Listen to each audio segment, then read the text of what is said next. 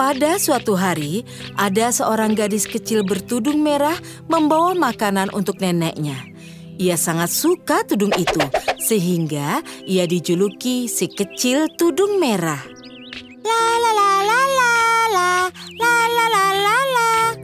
Sambil bernyanyi, ia berjalan melintasi hutan, menikmati indahnya pemandangan penuh bunga, burung, dan kupu-kupu. Suatu saat ia tertarik pada bunga-bunga indah berwarna-warni.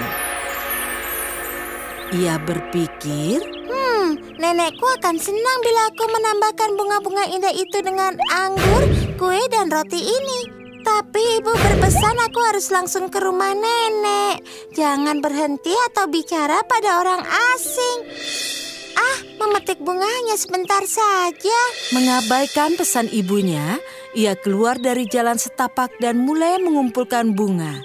Saat memetik bunga, matanya tertuju pada buah-buah beri di dalam hutan. Perutnya berbunyi. Aduh, aku lapar. Kurasa ibu tidak akan marah bila aku makan buah beri sedikit saja. Wajahnya berseri-seri dan ia menambahkan, dan aku dapat membawa beberapa untuk nenek pula. Oh, ia akan sayang padaku. Ia berjalan makin dalam di hutan, mengumpulkan buah-buah beri. Tiba-tiba, semak di belakangnya gemerisik. Tiba-tiba, seekor serigala besar mendekatinya. Gadis itu takut melihat serigala itu. Sedang apa kau di sini, gadis kecil? Si serigala bertanya dengan nada seramah mungkin. Aku sedang dalam perjalanan ke rumah nenekku yang tinggal di ujung seberang hutan dekat sungai kecil. Ia sendirian, jadi aku akan menjenguknya. Jawab si tudung merah dengan riang. Oh iya, namaku si tudung merah. Aku akan pergi dulu dan memberitahu nenekmu kau akan datang. Jadi kau bisa terus memetik buah beri itu. Kata si serigala dengan liciknya. Oh, terima kasih banyak Pak Serigala. Juga katakan padanya, aku membawa makanan untuknya. Nenek akan sangat senang. Si serigala berpikir, ini hari keberuntunganku. Aku dapat melahap si nenek untuk mengisi perutku yang lapar. Lalu si gadis kecil untuk kudapan. Si serigala cepat berlari ke rumah si nenek. Si tudung merah terus memetik buah beri. Lalu baru sadar kalau ia tersesat. Kurasa aku tersesat. Bagaimana aku bisa ke rumah nenek dan pulang sekarang? Merasa sedih, ia duduk di bawah pohon dan mulai menangis. Seharusnya aku tak mengabaikan pesan ibu.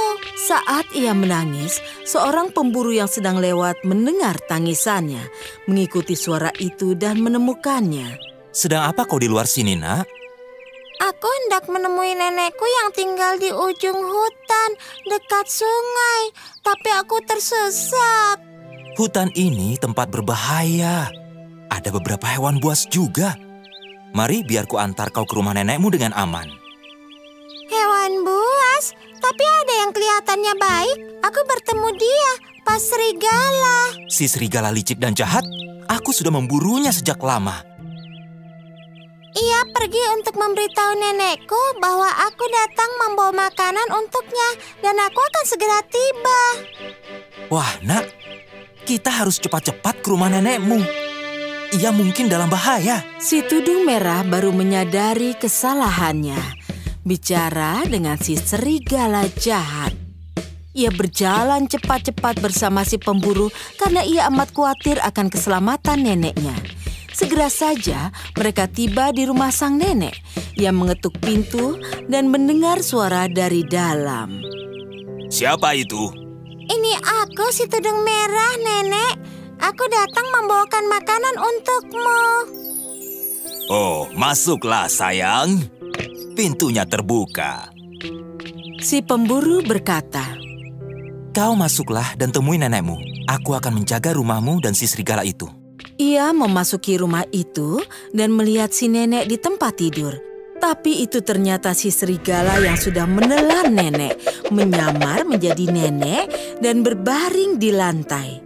Merasa neneknya tampak aneh dan beda, Si tudung merah bertanya, Nenek, mengapa matamu besar sekali? Supaya aku bisa melihatmu lebih baik, sayang. Dan mengapa telingamu begitu lebar, Nenek? Supaya bisa mendengarmu lebih baik, sayang. Mengapa hidungmu begitu besar? Supaya bisa menciummu lebih baik, sayang. ia melihat taring-taring besar runcing. Gemetar, ia bertanya, Mengapa gigi nenek besar dan runcing? segera si serigala menerjang dari ranjang ke arahnya. Supaya aku bisa mengunyahmu lebih baik kudapan lezatku. Ia berteriak sekeras mungkin. Seketika si pemburu masuk dan membunuh si serigala itu.